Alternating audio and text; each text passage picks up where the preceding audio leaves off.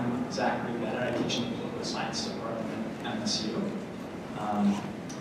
It's my pleasure to chair today's first panel, the title of which is Liberalism and/or Civic Virtue. The prompt given to our distinguished panelists, whom I'll introduce in a moment, is as follows. According to Federalist No. 55, Republican government presupposes the existence of the virtues in a higher degree than any other form. Were the pictures which have been drawn by the political jealousy of some among us faithful likenesses of the human character, the inference would be that there is not sufficient virtue among men for self-government, and that nothing less than the chains of despotism can restrain them from destroying and devouring one another. Here's the question. Assuming that liberal democracy does indeed require a virtuous citizenry, how can a liberal democracy educate citizens to virtue while still remaining liberal? Now, let me briefly introduce our panelists, and then we'll hear what they have to say about that. First, we'll hear from Lorraine Pangle, who is Professor of Government and co-director of the Jefferson Center at the University of Texas at Austin. She's the author of numerous books and articles on the history of political philosophy and American political thought. Her most recently published book is Reason and Character, The Moral Foundations of Aristotelian Political Philosophy. Then we'll hear from Diana Schaub, who is Professor of Political Science at Loyola University, Maryland. She, too, is the author of numerous books and articles on the history of political philosophy and American political thought. Recently, she published His Greatest Speeches, How Lincoln Moved the Nation. Finally, we'll hear from Matthew Rose, who is Senior Fellow at the Morningside Institute. A scholar of religion, he's the author of numerous books and articles. His most recently published book is A World After Liberalism. So, Lorraine. Thank you very much. It's good to be here. It's clear now that Kant was wrong and Aristotle was right. Kant argued the problem of organizing a state, however hard it may seem, can be solved even for a race of devils, if only they are intelligent. Our founders were drawn to this characteristically modern view that framing a good government is a technical problem, solvable through checks and balances that channel interests and ambitions. But in the end, they agreed, at least partly with Aristotle of the classical tradition, that for free government, virtue is crucial too.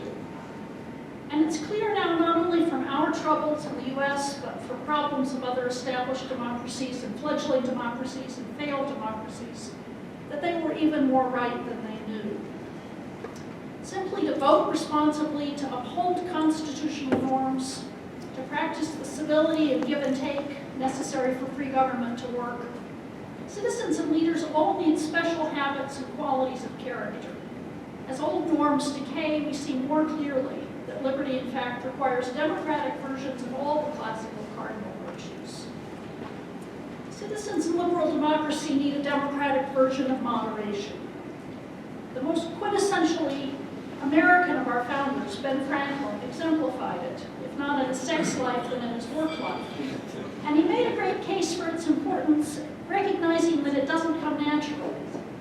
Democratic moderation centers around the habits of industry and discipline and self-reliance that are necessary for the economic success that's the irreplaceable foundation for self-respect and therefore for virtue altogether in a free society. He who has a trade has an office of profit and honor, Franklin says, because it affords him honest subsistence with independence. As he explains, he filled the spaces of his farmer's almanac with proverbial sentences, chiefly such as inculcated industry and frugality, as the means of procuring wealth and thereby securing virtue, it being more difficult for a man in want to act always honestly, as, to use here one of these proverbs, it is hard for an empty sack to stand upright.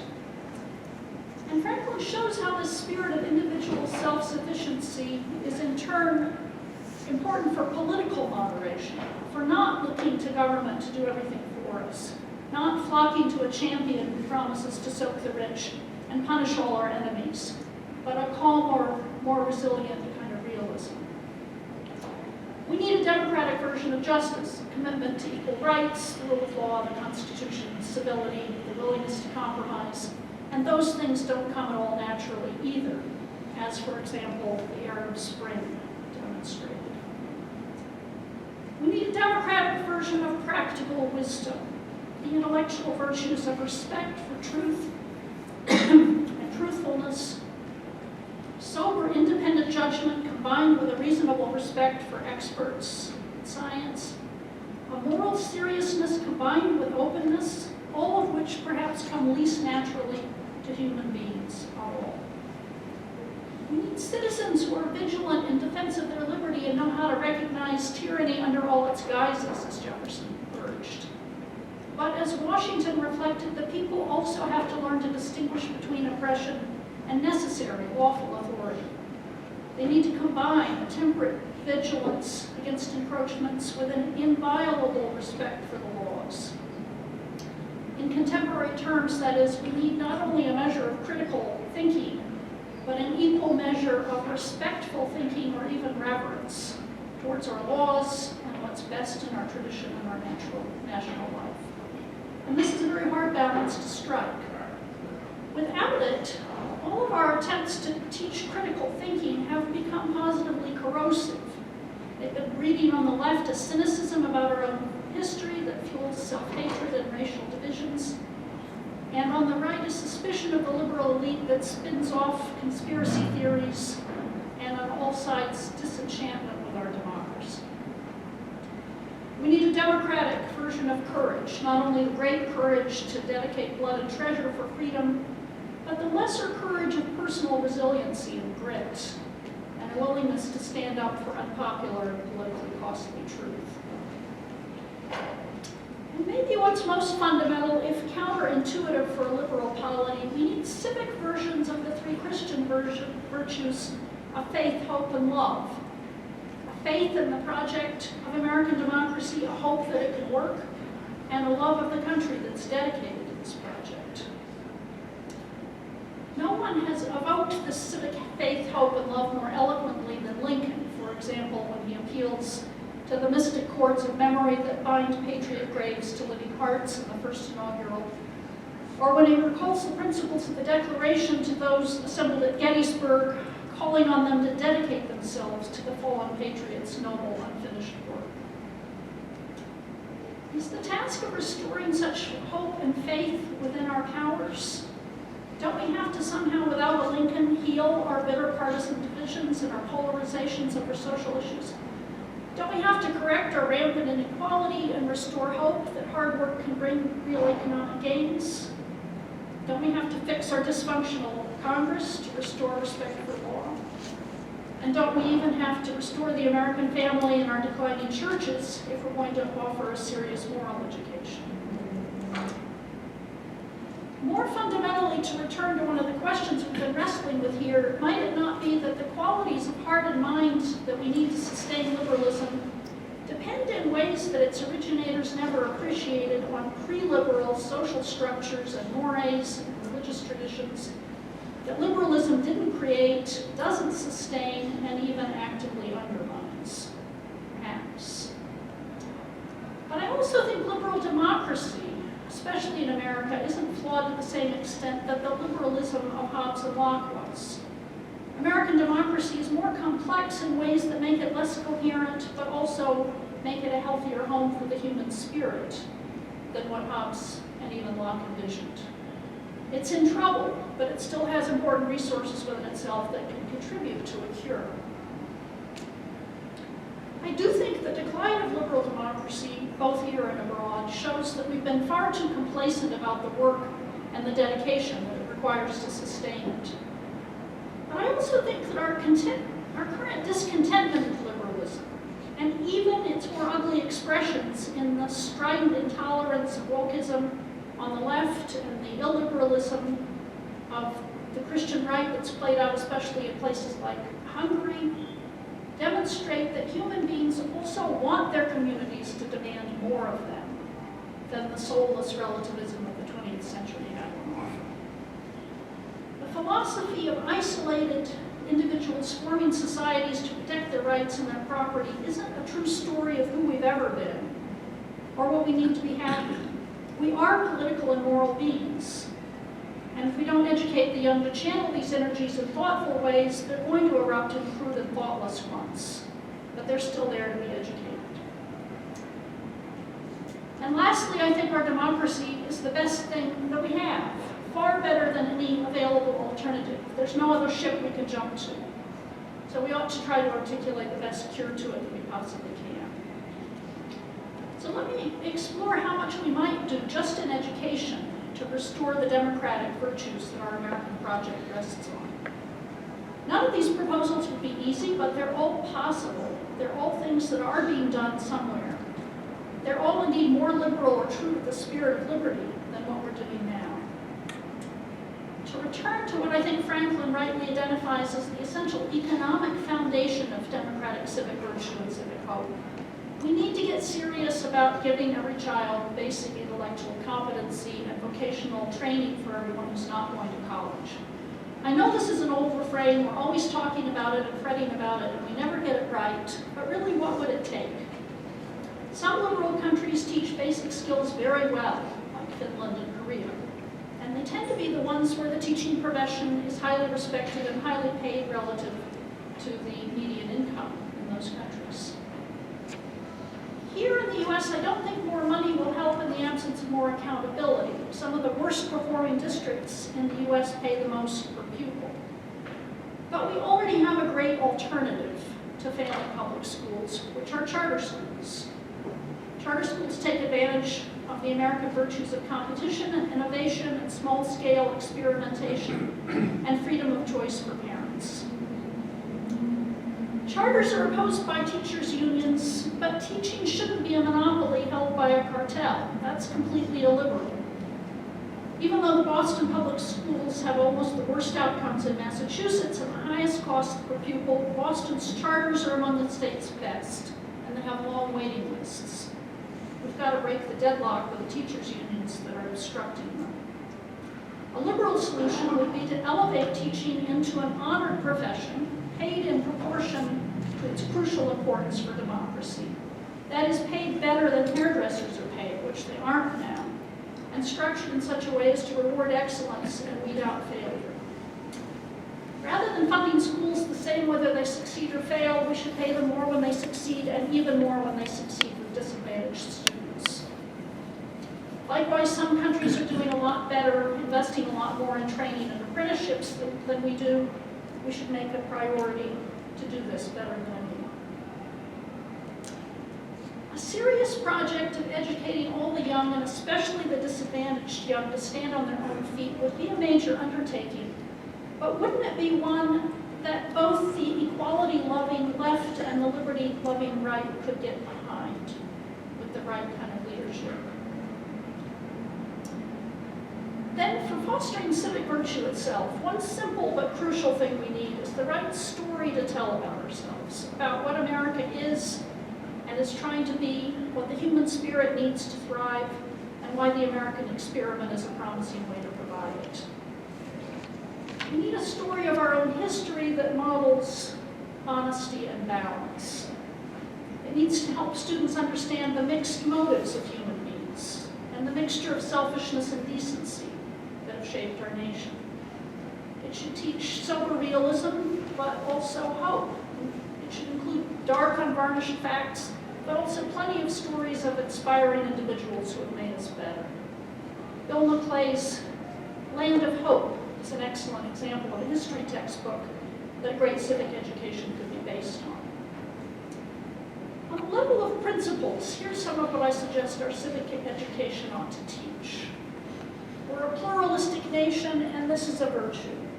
We're a free nation, and our freedom can be both good and noble. But to be both good and noble, we have to use it well. We have an equal claim to partake in a shared prosperity that gives us all a decent floor and equips us to rise. But this isn't enough. We all have needs of the soul as well as needs of the body. Our freedom requires the basic common virtues of commitment to democracy and law and the Constitution, mutual civility and respect, willingness to live and let live, but this isn't enough either. We're incomplete as human beings unless we develop higher virtues that are harder to cultivate, and that almost always require for their cultivation membership in one communities of meaning, the churches and synagogues, the reading and study groups, the voluntary organizations and civic projects that have played such an important part in American life, that pull us outside of ourselves and shape our aspirations and cultivate our virtues in distinct ways. Thus, our constitutional system gives us a framework, but only a framework for living well. As important as individual rights are, their real function isn't to let us do whatever we feel like, but to keep government from becoming oppressive, and to keep it from interfering with the associations through which we exercise our collective liberty to pursue our distinctive visions of human flourishing. Our laws can't dictate specific answers to the question of life's ultimate meaning without becoming oppressive, because these answers are contested. But the laws should give these communities respect and support in ways that are commensurate with their importance and compatible with pluralism. But don't precisely our divisions make agreeing on any such narrative impossible? And without good common public schools, can we ever have a common civic faith? I think this is a real problem, but we can at least nurture the seeds of it on a local and voluntary basis. Thomas Jefferson was alive to the potential of small communities to work as little nurseries of democracy, and to the place parent-supported schools would have in this project. He urged the Virginia legislature to divide the counties into wards, each ward of a size to support one elementary school and one little company of the state militia, and to give the wards as much responsibility as they could manage for local affairs, with the school at the center of this community life. In that way, he said, the parents would learn self-government while the children learned literacy. Charter schools are especially well suited to serve as this kind of nursery of democracy, since they empower parents with meaningful choices. Even better would be to allow parochial schools to become publicly funded charters also. There's nothing illiberal about this. Canada funds Catholic schools on the same basis as secular ones. Our courts have long interpreted the First Amendment to forbid state funding to parochial schools, but I think a better interpretation that's gaining some ground is that the Constitution forbids precisely the kind of discrimination against religion that these bans enact. Promoting charter and parochial schools would be good not only for injecting competition into the school system, but for allowing schools then to become richer, more distinctive communities of meaning of their own. And then finally, supplementing all this and bringing us back to the virtue of courage, we should create a program of universal youth service in the National Guard, or the Peace Corps, or in voluntary community service at home. To the extent that we're encouraging our schools to become more distinctive and diverse, a year of service would help in uniting young citizens again across religious and cultural divides in common civic projects. For a long time, communities of meaning flourished in America without assistance, and our republic was strong. Liberal democracy requires that we nurture them now much more deliberately. This might be our last best hope.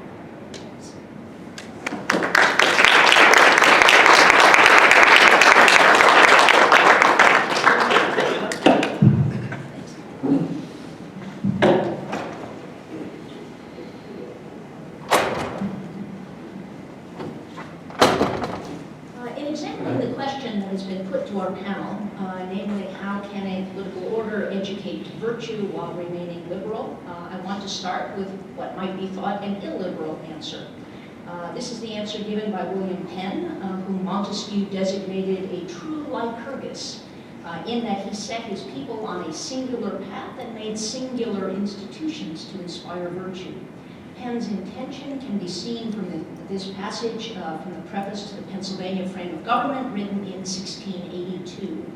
Quote, I know some say, let us have good laws, and no matter for the men that execute them.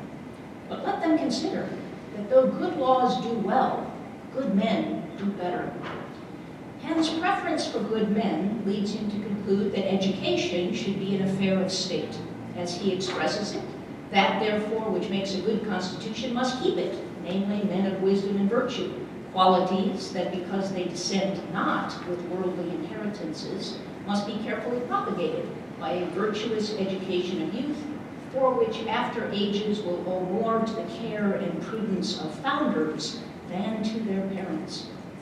William Penn's institutions were not so singular as to propose to turn the entire polity into a family, as Lycurgus did, but he did shift the responsibility for moral education away from families and toward government. He did so forthrightly by establishing as one of 4 permanent committees of the Provincial Council, quote, a committee of manners, education, and arts, that all wicked and scandalous living may be prevented, and that youth may be successively trained up in virtue and useful knowledge and arts. 100 or so years later, when it came to framing the Constitution of the United States, no provision was made for government involvement in moral or civic education. There is, however, a clause that empowers Congress to promote the progress of science and useful arts by the granting of copyrights and patents. Thus, commercial incentives for knowledge production were built in, but no attempt was made to protect against Penn's fears of a loose and depraved people who would love laws and an administration like themselves. The U.S. Constitution has a patent clause, but no depravity clause. In this, the founders do seem to be disciples of Montesquieu, who pointed out how, in the English system, properly modeled institutions would unobtrusively model individuals to fit. The English had no need of singular interventions, that of the ancient republics, or the modern imitators like the Quakers. Montesquieu asserts that the laws of education will be different in each kind of government, and indeed should be relative to the principles of the government. Despite that general rule, when Montesquieu discusses the English, he never mentions the existence of or need for any laws of education at all. Indeed, Montesquieu traces the principle of their constitution, which is to say the separation of powers. He traces how that itself can contribute to forming the mores, manners, and character of a nation. If our own regime, so similar to that modern commercial republic described by Montesquieu, now requires lesson plans in virtue distinct from our constitutional charter, perhaps that indicates that the institutions of limited government are not as healthy as they once were. If citizen virtue is an effect, and that effect is no longer being produced, then we need to focus on what has gone wrong with the structural cause. Why has it become unreliable? What has happened to the principled functioning of our Constitution? That, I think, would be the Montesquieuan approach to our dilemma. We don't need more attention to the cultivation of virtue. We need more attention to retaining, or in our case, restoring, the original structure. By the way, this happens to be a solution that received the imprimatur of George Washington, who in his farewell address urged Americans to resist with care the spirit of innovation upon the separation of powers. Now, I suspect this answer will not be acceptable to the virtuecrats among us, so let me try a couple of other possibilities. While the structuralist thrust of the founders' new science and politics is obvious, it's also true that the concern for character formation was not altogether jettisoned. Indeed, that very patent clause, in its draft version, contained a provision that would have allowed Congress to establish a national university. Although the Committee of Detail dropped that item, for what reason we don't know, every president from Washington through John Quincy Adams recommended the project to Congress.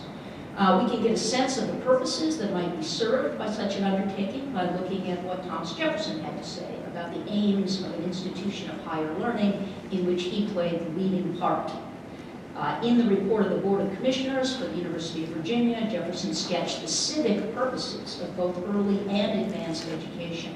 Primary education, he wrote, should, quote, instruct the mass of our citizens in their rights, interests, and duties.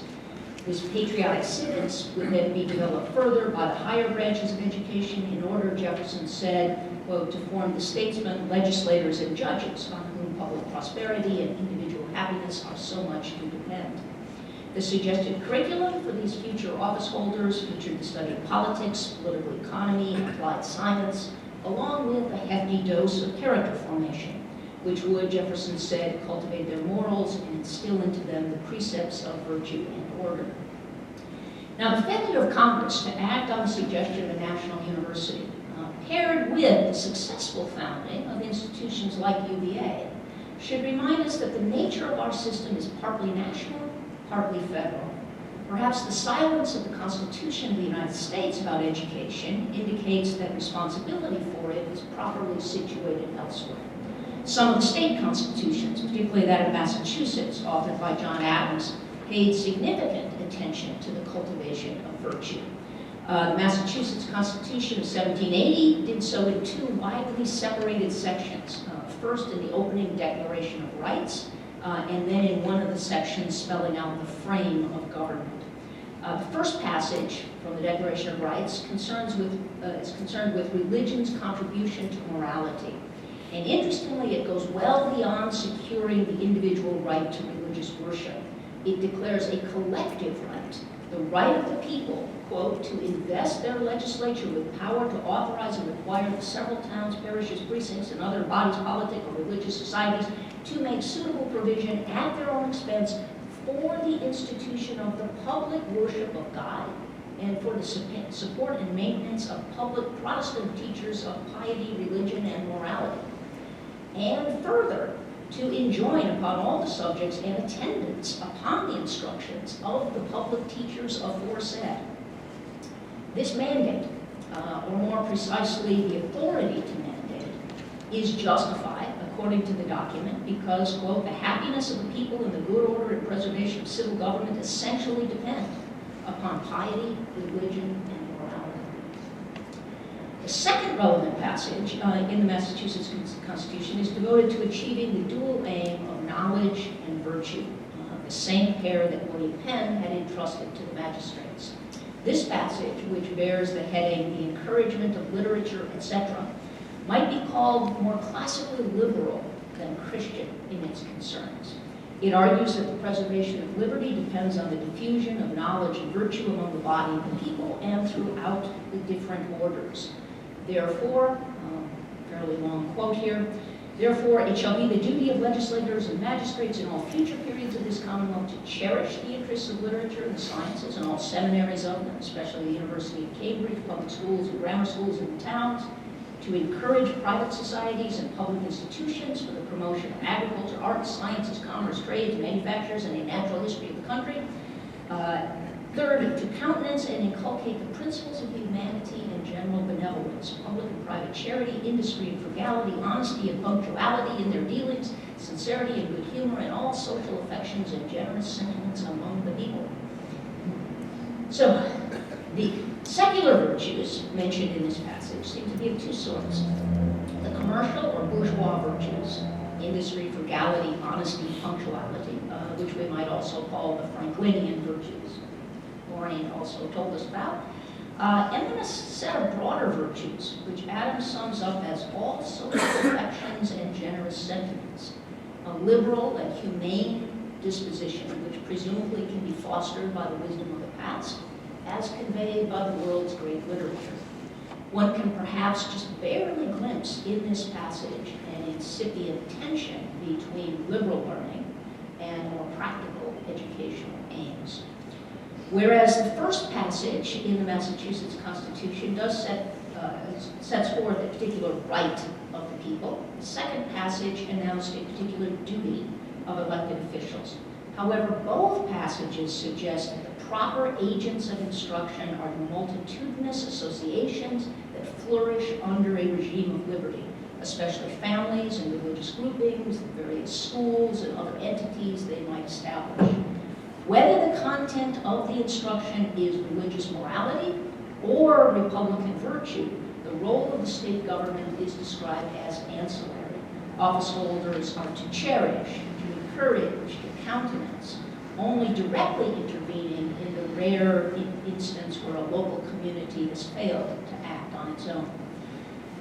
In the Massachusetts Constitution, Adams clearly separated the people's right to religious instruction from the government's duty to encourage secular virtues. There is, however, another text from the founding era that offers a somewhat different gloss, I think, on these two aspects of education. In the oft-cited passage from his farewell address, George Washington stated that religion and morality are the great pillars of human happiness, as well as indispensable supports for public prosperity and liberty. What's less noted is the conclusion that Washington drew as to how this necessary spring of popular government should be maintained. He did not recommend that the institution of public worship of God or public instruction in piety, as the Massachusetts Constitution did. Instead, his answer was, promote them as an object of primary importance institutions for the general diffusion of knowledge. This educational commandment is the first use of the imperative voice in the farewell address. Clearly, Washington anticipated no conflict between reason and religion, between enlightenment and morality. As he explained, in proportion as the structure of a government gives force to public opinion, it is essential that public opinion should be enlightened. Before proceeding further, it might be worth noting that John Locke, like Montesquieu, a great influence on the founders, was an advocate of homeschooling, and homeschooling only. Original and thoroughgoing liberalism looked to privatize education in the same way that religion was to be privatized, thereby removed from the realm of public contestation. The founders, however, were more receptive than Locke to the idea of education for civic purposes. Franklin, Washington, Jefferson, all notable for their attempts to revive elements of the ancient idea of public schooling, complete with the ancient stress on patriotism, citizenship, and military self-sufficiency, but without the ancient hostility to commerce and technological advance. Civic education was understood by them to be key to both the economic and political independence of self-governing citizens. Indeed, one might say that the whole question of education took on added complexity and complication in modern liberal republics, since such political orders in some sense welcome or even require the release of the individual from the traditional tutelary powers. American citizens, unlike Spartan citizens, must be more than citizens, and the education of citizens must reflect that expansion. What kind of education, what combination of reverential and liberationist components is needed for the project in self-government to succeed? In part, this quick survey of the founding era is meant to show that the seeds of our current controversies are native to the soil of liberal democracy. There have long been quarrels over who bears the primary responsibility for education, magistrates or parents. Even when there's been agreement that the provisioning of education is a societal obligation, there are questions about what level of government, national, state, local, should be involved. And always there have been lively disagreements about the appropriate curriculum, including whether and how to incorporate religious instruction and whether classical learning is still relevant. In the time remaining, I want to focus on another mode of civic education, a mode of which we are no longer very aware, but which still has its practitioners, although increasingly thoughtless ones. Elected leaders themselves inevitably play a key role in civic education, serving as preceptors of the people. Alexis de Tocqueville recommended this mode as the best way to maintain healthy religious belief in a political order that forbids or at least sidelines any more direct religious inculcation. Tocqueville argued that a belief in the immortality of the soul was essential to a belief in human free will, which was in turn essential to the maintenance of political liberty. He concluded that politicians should always speak and act as if they subscribed to that metaphysical supposition. The cosmological foundation of the regime of liberty is still routinely reinforced by politicians who attend religious services and prayer breakfasts, who close their speeches with God bless America, and at the peak, by presidents who continue to issue Thanksgiving proclamations. Just have a little digression here on the Thanksgiving proclamations. I actually think these things are important. As a sign, perhaps, of a growing unwillingness to confess or at least feign belief, it might be worth noting that President Barack Obama's Thanksgiving proclamation of 2009 was the first in our history to fail to invoke the divine in the proclaimer's own words. Instead, Obama relied on a quotation from Washington to work in a reference to Almighty God. So God appears in quotes, not exactly scare quotes, but still distanced from the serving president. Then in his final Thanksgiving proclamation of 2016, Obama went a step further, either refusing or forgetting to incorporate any reference at all to the divine. He mentioned that the Pilgrims sought the freedom to practice their faith, but Obama himself spoke only of the need to give thanks to the Wampanoag people, without whom they would not have survived their first year in the new land. So in Obama's retelling, Thanksgiving is about what we owe the First Nations, not the first principle of our being. Now, it is true that a couple of other presidents have been a little squeamish about invoking God. Nixon in '69 spoke of the need to recognize the source of all good constantly bestows his blessings on mankind. But he did capitalize both source and his, so the reference was pretty clear. Gerald Ford was more bland and more ambiguous. In 1975, Ford spoke of our belief in a dynamic spirit that will continue to nurture and guide us. Now, I take it that the uncapitalized dynamic spirit is supposed to be a reference to the divine, but despite its dynamism, it's awfully attenuated. Indeed, I think I might prefer the great spirit of the Wampanoag. If we shift from religion to politics proper, the task of the statesman as preceptor acquires greater scope. And here the etymology of the term is helpful. A preceptor is a teacher who upholds a precept. A precept is literally what one takes hold of beforehand. Thus, a preceptor explains the maxims governing conduct, provides practical instruction in these rules of action. George Washington certainly understood his connection to the people in these terms. His most famous communication, the Farewell Address, offers guidance to those he designates as friends and fellow citizens.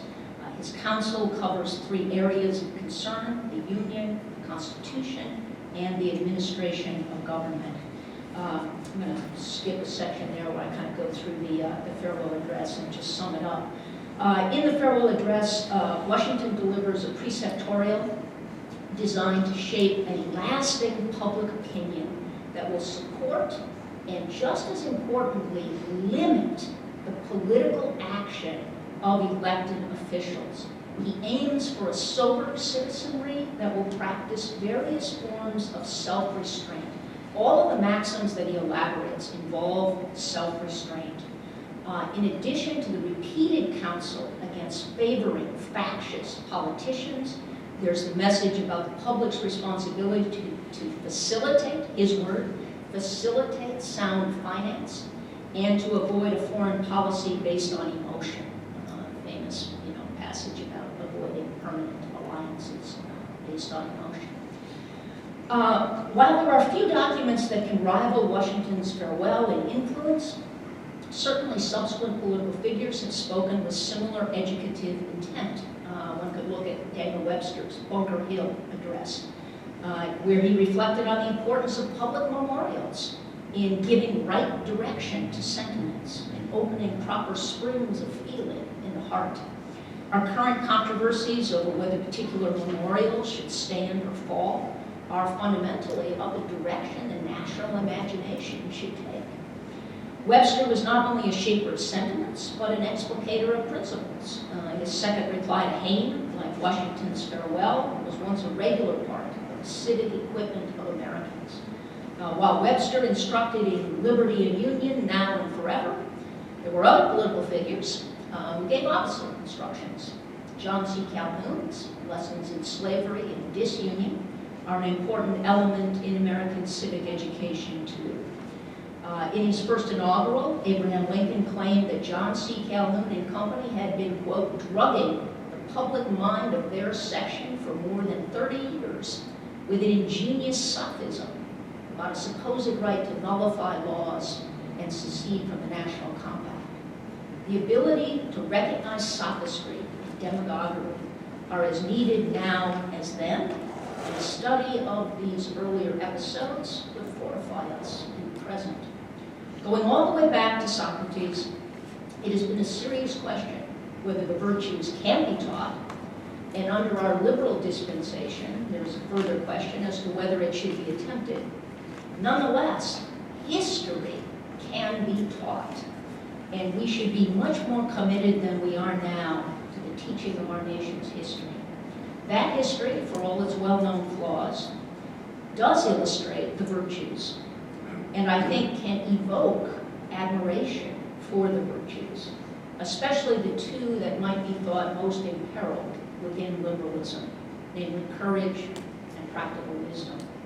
There is no better preparation for informed citizenship than a course in American political thought and history, conducted by the primary sources themselves. Ditch the textbooks, turn things over to the originals, and then see whether we can't produce a better class of citizens, schooled in their rights and duties, and a better class of office holders prepared to further civic education in their very persons, as Washington, Webster, and Lincoln did.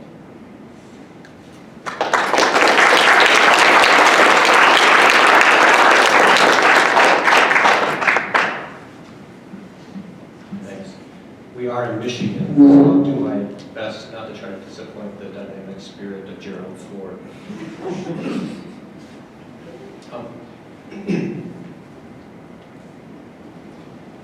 In February 1941, Leo Strauss gave a lecture at the New School as part of a seminar on experiences of the Second World War. The editor of the text, which was published only 5 decades later, notes that it marked one of the rare occasions that the philosopher discussed current events in the classroom. But Strauss's lecture was not primarily about the war at all. Strauss instead had in view a problem that he feared was dangerously obscured by the war. Strauss's theme was education, and the misunderstood place of liberal education in democratic societies. Strauss wasn't the only thinker to turn to such questions in the darkest days of the war. A few months after his lecture, Jacques Maritain delivered his own Terry lectures at Yale, calling for the renewal of the university through a rediscovery of Christian philosophy. He would soon be joined by T.S. Eliot, Simone Weil, C.S. Lewis, and Dorothy Sayers, whose wartime reflections on education gave voice to religious ideas that succeeded in inspiring post-war democratic movements, if not post-war universities. Though my own views align more closely with some of these authors, I find Strauss's lecture more challenging and in some respects more far-seeing. Strauss was concerned with the question put to this panel, the long-standing question of how liberal societies can preserve the virtues they need, but often struggle to create. And his answer, offered in defense of what he called the open society, was provocative. He argued that not only are many essential virtues best understood in moral traditions opposed to liberalism, he also suggested that the vices most threatening to liberal habits are often nurtured by liberal ideas themselves. It's this proposed lesson, I think, that sheds light on our situation and the very different crisis of liberalism experienced by students today. Strauss's lecture bore the solemn title, German Nihilism, a title that's slightly misleading since its focus was broader than Germany and deeper than nihilism. Strauss was plainly horrified by National Socialism, and he closed his lecture by expressing his admiration for Churchill and his gratitude towards British combatants.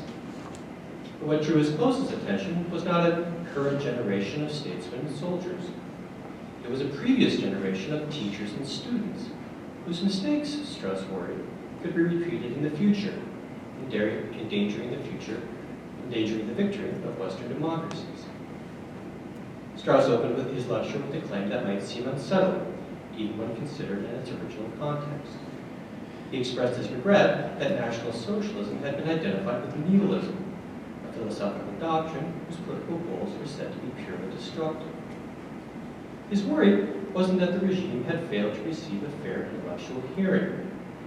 Towards its ideology, Strauss expressed only the most severe contempt, and with the interesting exception of Ernst Jünger, he dignified no contemporary German writer with a citation. Nor did Strauss suggest that the regime's goals were less barbaric in theory than they were proving to be in practice. The regime posed an obvious threat to its victims and to those resisting its advance by force of arms.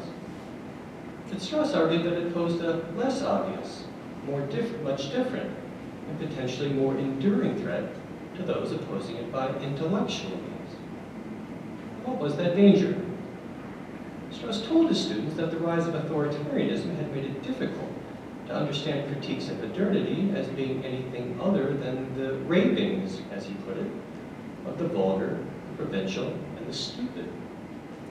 He lamented that a political movement whose last defeat required the deepest philosophical wisdom, had, in too many cases, encouraged something else. It had given defenders of democracy the opportunity to demonize its critics by calling them gangsters, mentally diseased, or morbid.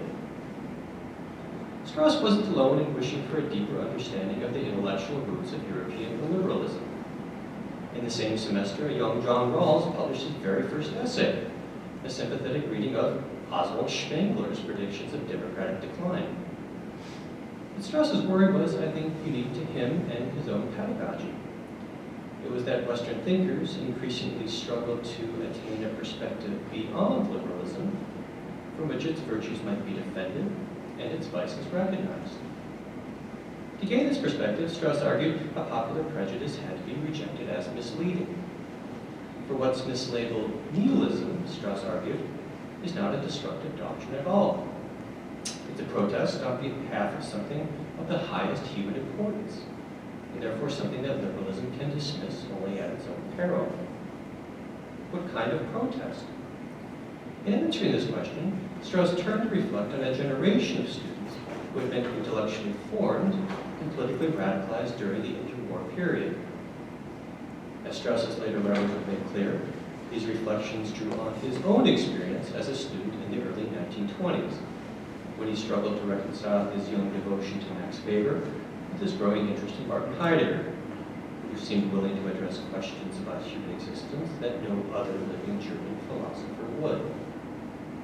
These students, Strauss recalled, had been shattered by the resolution of the war, disoriented by the collapse of traditional authorities, and disturbed by a culture that seemed to celebrate its own transgression. For many of them, Weimar's brief experiment with parliamentary democracy had proven a failure, and only rejection of the cancer of liberalism, as one author called it, could save them. Strauss's portrait of his classmates was not forgiving, but neither was it disdainful. For his American students, he sketched a picture of a generation that was a prelude to the quickening catastrophe in Europe. Strauss described young men full of vehement certainty about what they rejected, but inarticulate and unreflective about what they affirmed.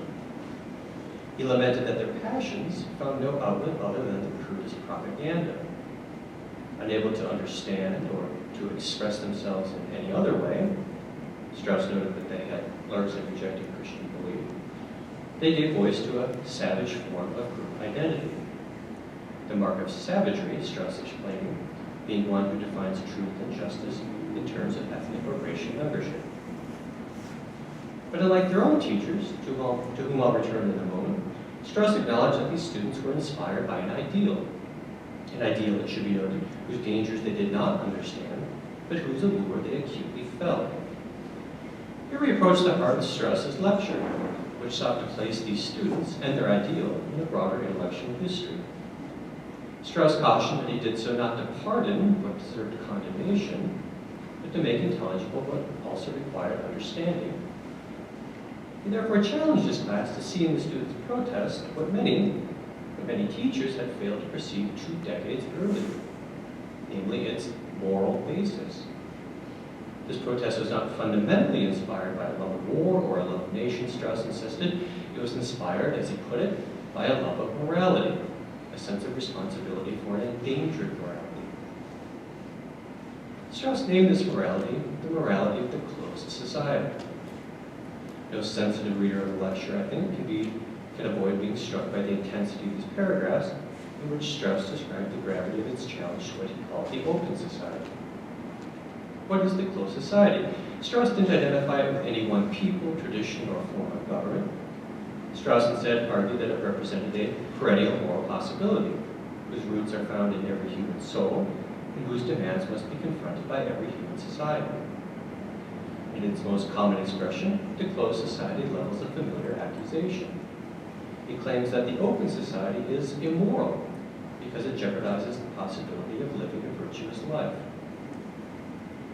Strauss assumed that his American students might have difficulty in seeing the possible strengths, to say nothing of the seductive appeal, of a form of life associated with ignorance and bigotry. He therefore tried to show them how liberal and democratic ideals might appear from a perspective that denied their moral legitimacy, not out of resentment or bad faith, but out of a genuine loyalty to a higher order of values. The rights of man, the relief of the human state, the happiness of the greatest possible number, the advocates of the open society, these are ideals that have inspired social progress. But to the defenders of the closed society, Strauss argued, their moral prestige is evidence of a different kind of transformation. They don't name ideals that have ennobled our humanity. They represent ideals that degrade it. To illustrate his point, Strauss sketched an interpretation of modern political thought from the perspective of the closed society. It cast the arc of modernity in a disturbing moral light. It saw modernity as the story of how and why Western societies chose to lower their moral ideals, exchanging the demanding codes of antiquity and biblical religion for the comfortable norms of bourgeois life. Ideals that can be attained only by the exceptional few were defined down for the benefit of the ordinary many. Ideals that promoted spiritual or intellectual excellence were balanced by those promoting health or affluence. Ideals that imposed self-denial were replaced by those that indulged self-expression. As its reading of modernity suggests, the closed society is defined by what it affirms, no less than by what it rejects. Strauss emphasized that its conflict with the open society is ultimately over the most fundamental question of all. What way of life is best for man? For the closed society, human life is ordered to a political end whose achievement requires the highest and the rarest human qualities. So demanding is its vision of moral excellence. And so uncommon are the virtues that it requires, Strauss observed, that its fulfillment involves the greatest personal risk. Strauss described it like this: moral life means serious life. Seriousness and the ceremonial seriousness are the distinctive features of the closed society, which by its very nature is constantly confronted with and basically oriented towards the serious moment. Only life in a tense atmosphere, only a life which is based on constant awareness of the sacrifices to which it owes its existence, is truly human. Duty, sacrifice, danger, struggle. Here we enter the charged atmosphere of a moral world that Strauss feared his students were in danger of misunderstanding.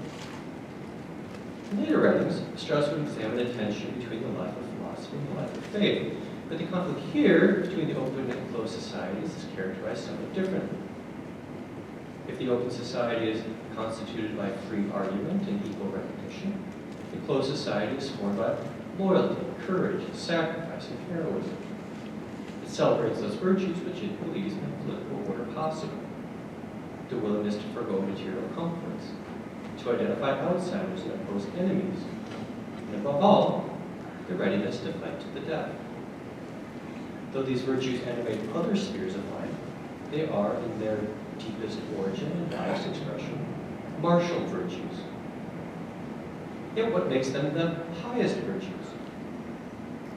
If we read Strauss through his earlier studies of Kojève, I think, an intriguing answer proposes itself. Strauss's suggestion is that for the closed society, these are the virtues through which, and only through which, a man can show himself to be a man. What makes us human on this account is not the special way we can pursue and enjoy the goods of bodily life. Rather, it's our radical ability to contradict these goods, to sacrifice our lives in defense of a value greater than mere survival. Within this moral world, man is not made for comfort and security. Man is a being who must flirt with death if he wishes to truly live. Strauss was acutely aware of this destructive power of this moral impulse. But before it could be transformed, he believed, its core moral claim had to be confronted. He regarded the open society as degrading, and not simply because it placed what Aristotle called mere life at its political center. It's degrading because it diminishes the soul's need for moral challenge, because it devotes the virtues needed to pursue and protect the highest things, because it devalues those men who strive to live by its heroic code. For those like Ernst Jünger, who found the most sublime virtues only in the trenches of a world war, the open society is hypocritical. It lives by achievements it doesn't rightly honor, and in so doing lies about the basic facts of human nature. Strauss's portrait of the closed society made no claim to originality. As he acknowledged, he brought together critiques of liberal modernity made by Rousseau, Tocqueville, Nietzsche, and others. But if Strauss's reading of history wasn't original, the lessons he drew from it for the American university, I think, were. As he brought his seminar to a close, he reflected again on that generation of students who entered adulthood 2 decades before the Second World War. He said that he now realized that what those students most needed was old-fashioned teachers. It's a startling remark, even for a philosopher who so strongly emphasized the importance of his craft. Strauss lamented that these teachers lacked the wisdom or the temperament to thoughtfully examine the most serious critiques of modern life. This contributed to a dangerous political climate with effects that reached beyond classrooms. As Strauss described them, these teachers genuinely believed that they were progressive, broad-minded, and that their work advanced Enlightenment ideals. In the eyes of many students, Strauss recalled, their intellectual and moral self-assurance suggested something else, and not only about them, but about other elite institutions as well. Because they couldn't imagine the moral legitimacy of other ways of life. Even those with roots in their own nation, they appeared defensive, evasive, and lacking generational self-awareness. Strauss didn't question the good intentions of these professors, only their ability to shape the minds and character of many in his generation. Their defect was one of moral imagination. They simply couldn't see, or couldn't bear to see, the moral passions of these students as anything other than primitive or pathological. Strauss, too, saw the potential savagery within them, and the alarming ease with which they could support or excuse political evil. But as Strauss looked to the present war, and imagined a future that learned from its mistakes, he proposed a strikingly different path. Rather than seeing the closed society as something young minds needed to be liberated from, this path would lead students directly inside it. It would enable students to experience the power of its moral demands, to sense the appeal of its political life, and to feel challenged by its vision of human excellence. Strauss didn't want to turn his students into sophisticated enemies of liberalism. His goal was to make them into virtuous defenders of democracy. But to become this, he thought, they needed qualities of character that could be developed only through a critical appreciation of the closed society. The open society was right to order its common life through the exercise of reason, but the closed society, whatever its faults or failings, was also right about some things. It acknowledges our need to be loyal to a particular people, to inherit a cultural tradition, to admire inequalities of achievement, to reverence the authority of the past, and to experience self-transcendence through self-sacrifice. As Strauss observed, these are seemingly permanent truths, not mere atavisms, and a society that can't affirm them invites catastrophe no less than a society that can't question them. Strauss gave his lecture only a few months after the passage of a new law instituting a military draft. But its primary concern wasn't preparing his students for the coming war. It was the philosophical lessons to be drawn from it. His worry, I think, was this: that the West would build its culture around values of openness that scorn the human need for solidarity and sacrifice. More was at stake than its readiness to shed blood, sweat, and tears in self-defense. Also at stake was the tradition of education on which Western culture uniquely depends. Strauss saw in liberal education a counterpoison to the leveling pressures of mass society. It provided reminders, as he would put it, of human greatness, of human possibilities beyond a life of consumption and production. Strauss wrote frequently on education, but maybe among his most challenging insights is found in this early lecture. It hinted at a moral connection between the martial virtues of the closed society and the intellectual virtues of the open society.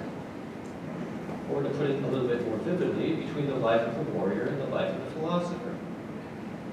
He implied that only in the search for wisdom can a human being truly achieve those excellences sought by the warrior and the soldier. Strauss's image of the philosophical life didn't therefore simply condemn the man who fights valiantly to the death. It seemingly perfected it. To pursue the highest truths and the highest goods, he claimed, requires the rarest human excellences. It requires the courage to risk one's life for a transcendent value, to overcome life-threatening obstacles, and even to meet death without fear. Strauss ended his lecture with an image that's as arresting today as it was 8 years ago. He observed that there's a place in Western culture where this endangered morality and its noble ideals are still defended. It's within its ancient universities, where the greatest human battle is carried on bloodlessly and perpetually, as rational debate over the nature of truth and goodness. Our intellectual life has taken a different course than the one Strauss proposed in 1941. Inspired by other lessons drawn from that century, we built societies around the individual's ability to live free from coercion. Strauss shared many of these concerns, and he cherished the freedom that the open society gave to philosophical inquiry. Strauss also argued that an open society can exist only in tension with moral traditions and preserve different visions of excellence. Strauss tasked the university with helping to maintain that tension. He did so in the conviction, shared by others, that students in a democracy need an education that cultivates more than empathy, tolerance, and a capacity for self-expression. They need a conception of themselves as belonging to a tradition, a culture, and a nation to which and for which they are responsible. They need a language to help them make sense of relationships and obligations they have not chosen. And they need an understanding of the social and natural worlds as a ground of their freedom, rather than as obstacles to it. I am neither a follower nor a scholar of Leo Strauss. I am merely an admirer who takes inspiration from his vision of the university. I harbor doubts whether liberal education can bear the moral weight that he placed on it. And I harbor even more serious doubts whether the philosophical life can fulfill our deepest aspirations for wisdom and holiness. What I don't doubt is the truth of Strauss's warning in 1941, that an education that brings these needs solely into question, or seeks to emancipate students from them, will fail to the extent that it succeeds. It will leave their souls in a condition like that of his classmates, inarticulate, unreflective, and prey to the propaganda that imperils our civilization.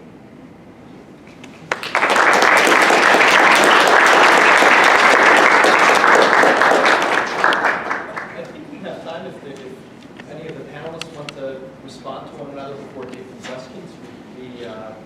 We can extend this beyond 11 if we have questions and discussion. So we're not limited by time. Do any of you want to respond to each other? Ryan? Oh, no microphone. Oh, yeah, no microphone. Thank you. I do want to ask something of Matthew Rose, because you really captured what seems to have captured my students, some of my best students recently, which is the sense that to be morally serious, one faces the choice either Catholicism or Nietzsche.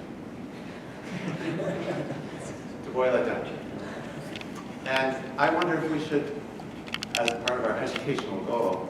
Did Alistair McIntyre pay you to? No, it's back. We're back at that moment. And I just wonder if we should even accept what you've laid out, which is what points them in that direction, the idea that life is demanding only next to the moment of death. sort of death cult of admiration for Achilles, forgetting about Odysseus, forgetting Aristotle's comparison of Spartan education, which focuses on war with the alternative, which he preferred, forgetting that Achilles produces no children, so is not a man because he's not a father. It seems to me life in liberal democracies is full of demanding moments, and that it's a caricature. And that also there's a sort of idealizing of life under tyrants. As far as I have read, life under tyrants is full of lassitude, selfishness, duplicity, betrayal. So I worry very much. Of course, there's a serious heart to that lecture. It's an impressive lecture. But the students are reading that lecture, as you know, so seriously now that I wonder if we shouldn't add some other ingredients. Do you assign to their this lecture? education. Do you assign this lecture? I have not assigned it for reading on their own. Yeah. So I just, don't you think that the dilemma that lecture puts in front of them at this moment reinforces a false choice, as though the only serious alternatives are a kind of neo-fascism and a very traditional Catholicism or maybe Orthodox Judaism. Other sort of. Isn't there any alternative besides those two? I mean, of course, Strauss believed that he was providing precisely an alternative in the image of the philosophical life that he imagined. It was an image of philosophical life that perfected, improved, transformed, and enhanced all those qualities that in less perfect ways were sought by the soldier or the warrior. They were right to seek a life that sought a transcendent value, something higher than bodily life. They were right to want to meet death with courage. Strauss's claim, if I read the lecture correctly, is that these things really only become true intellectual virtues in the intellectual life and the philosophical life. Your picture of students whose lives seem to hang in the balance between a choice between Nietzsche or Catholicism, Strauss would suggest that's a false option because it fails to understand the forms of satisfaction, forms of virtues, forms of human fulfillment, and what he called the philosophical. I'm doing my best to speak for Strauss in that respect. So your students need to become better readers of that text. If they've missed where the trajectory is. Yes, but if I could, you seem to highlight the similarity between the philosophic and the martial, whereas you might highlight the contrast between. Yeah.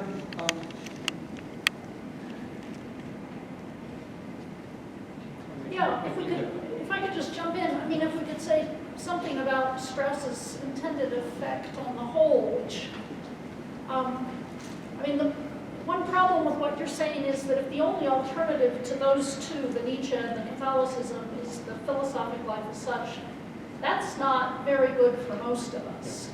And the other thing that I think he did in directing us back repeatedly to classical republicanism as well as classical political philosophy, which advances and promotes classical republicanism and the moral life within that, is to show that there's another possibility that is,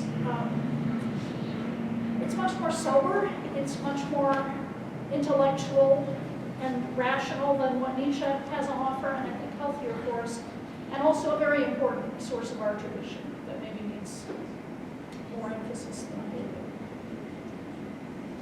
Bill Wilson with that.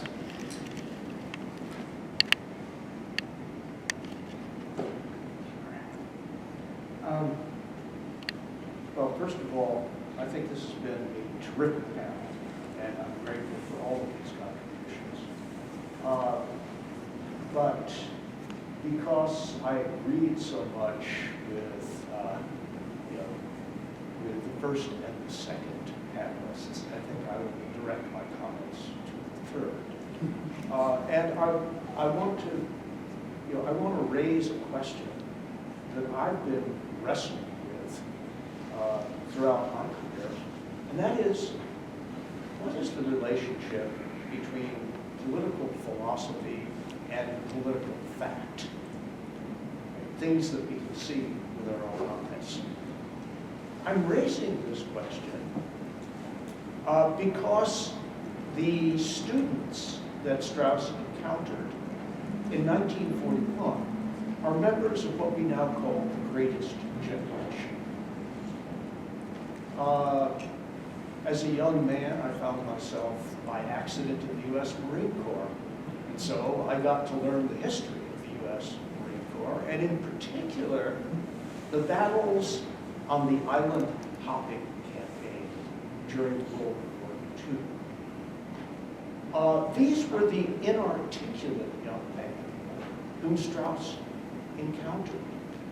But when challenged to give their lives for something higher than themselves, not distinctive individuals, but Americans as a whole, found it in themselves to do so. Right? Is there really an opposition between the open society and the virtue of courage? What is the evidence for that? Right? We can use that language. We can create false antinomies and stylized oppositions, but don't we have to pay some attention to actual human behavior and human history? Right? And so when I hear about Strauss's lecture, I am more impressed by its negative effects and the effects of arguments like that on the current generation. I want to associate this 100% with Brian on this, and less impressed, with its description of actual reality. It is so cheap and easy. And Martin Heidegger, in this respect, it's cheap and easy to reject bourgeois society in the name of courage, being unto death.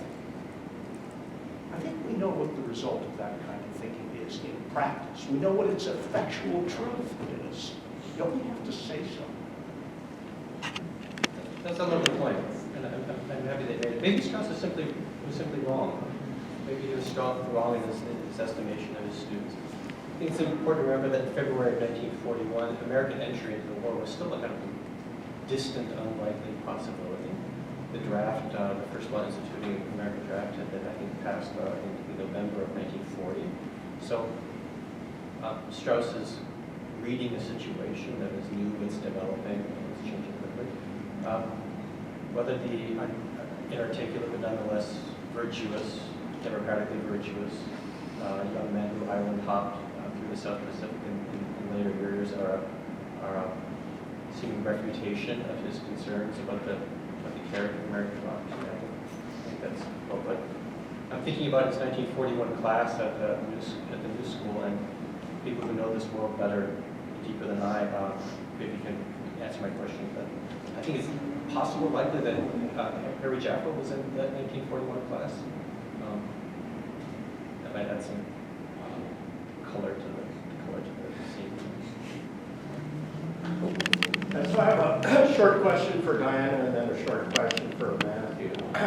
So for Diana, it's not clear that Tocqueville himself believed in the immortality of the soul, and yet that didn't seem to diminish his profound commitment to human liberty.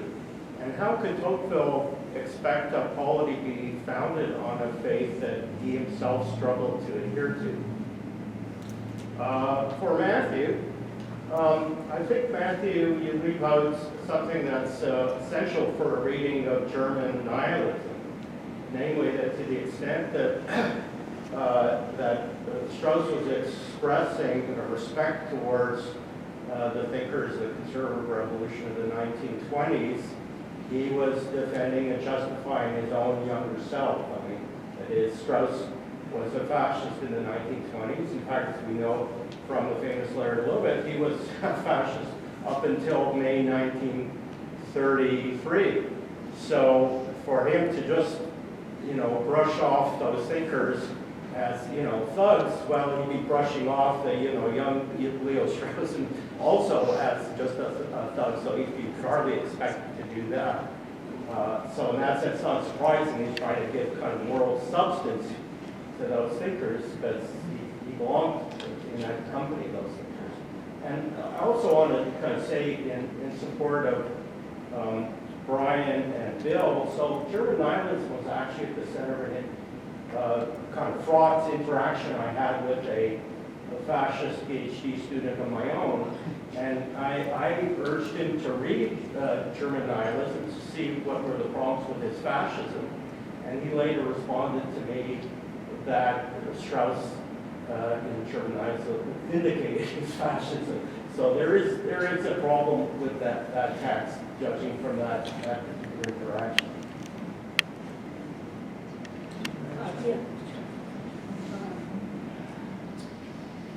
Yeah, I mean, as to Tocqueville's own belief, I don't know whether we know the answer to that. It's like the question about Lincoln's own belief. They both seem to be strugglers of some sort with faith. But I think he is very serious in his opposition to materialism and the destructive nature of materialistic belief. And so it is important to believe that human beings are ensouled, and that teaching about the spirit is essential. You could look at what Washington says in that passage about the need for religion and morality as the main pillar of political liberty and of human happiness. He says we shouldn't draw much from the fact that there may be people of unusual construction who can somehow be moral without a belief in God.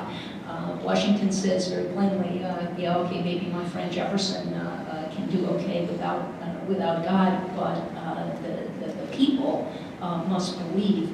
And Jefferson himself says as much in that passage on manners from Notes on Virginia. That the belief in liberty has to rest in the conviction that those liberties are the gift of God.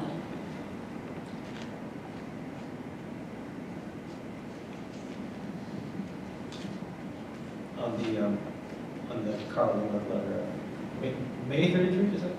It was May 1933. Hard to believe, but that's what it was. Which Strauss says, you can correct my memory where it was faulty, Strauss says something along the lines of, it's only from the principles of the nationalist and imperialist right that the new regime can be confronted, right? I think your interpretation of it is as defensible as another one. Contrary rival interpretation would say that Strauss is recognizing the failures and the weaknesses of liberal democracy to protect the fragile regime, and then there's only from the principles of the right that the regime could be pushed back against. Not being a Strauss scholar, not knowing this literature as well as you do, I think that your interpretation has real plausibility to it, probability to it. Well, there's no question he aligned himself with fascism. Question. I think there is a question. Oh, okay. Okay. We can have an argument about that later. We have to sit down with the letter and go through it line by line. I'll let that stand. Thank you. Okay. Yeah. Nasser? I have a question for Lorraine, but I also want to have a comment on this conversation. One of the things that Strauss does in this essay is to try to give an account of the motivations of this young nihilist, and that the motivations came from a place that is not all too bad. And you find the exact same analysis in George Orwell's review of Mein Kampf. And George Orwell cannot be accused of having any sympathies for fascism. So it's just a kind of fairness to this.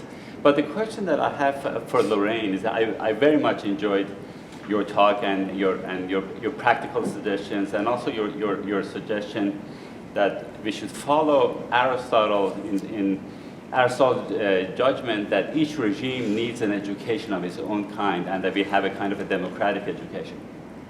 But there is this problem. Aristotle didn't live in a world that was suffused by ideology. In our world, there is no such thing as democratic education.